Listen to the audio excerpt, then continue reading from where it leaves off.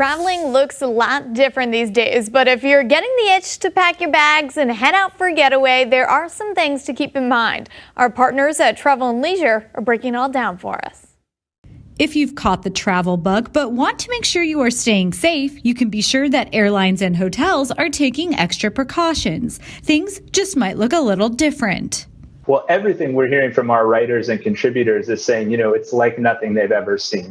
So for the first step, booking your flight, airlines are making major adjustments that allow for flexibility. Yeah, there's been some major news from the big U.S. carriers. American, Delta, and United have all gotten rid of their change fees on most of their domestic flights. So each of these carriers announced something slightly different, but the big headline good news for consumers is those change fees, sometimes hundreds of dollars each, have gone away for the foreseeable future.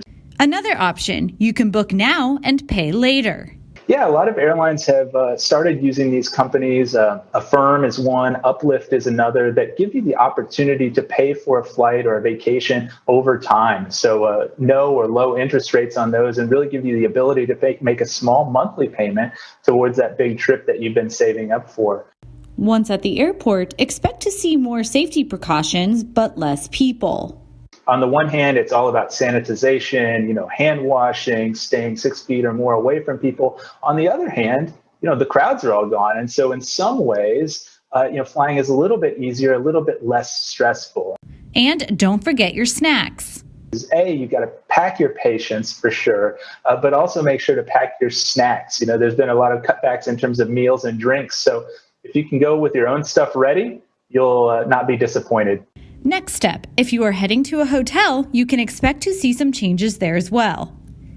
Seeing some of the big hotels, the Marriotts and the Hiltons of the world, they've put in these great cleaning regimes that they're doing on all of their properties. Hilton actually has something very cool, I think. When they clean the room and leave, they put a little seal on the door. So when you come and check in, you're the first one cracking that seal on the room. So it's been sterilized and cleaned as it needs to be. Camping is another great option, and you can make it fancy. Glamping was a huge trend even last year and the year before, and we see that continuing to rise in popularity. One company, Under Canvas, they have glamp grounds near 8 national parks now, and they're doing a great business this summer. A lot of our readers are staying there. Whether you enjoy glamping or maybe a beach getaway or a trip to the lake, traveling feeds the soul, and we can all appreciate it now more than ever.